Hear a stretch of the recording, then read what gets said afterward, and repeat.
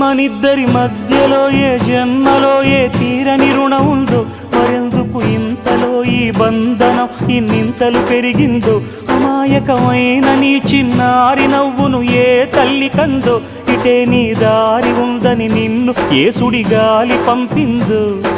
పాపం పుణ్యం దేవుడికెరుక, పేదకు దొరికిన బంగారు కణిక, పాలు వెన్నాలేవని అనక ప్రేమను తాగి పెరగవెసిలక.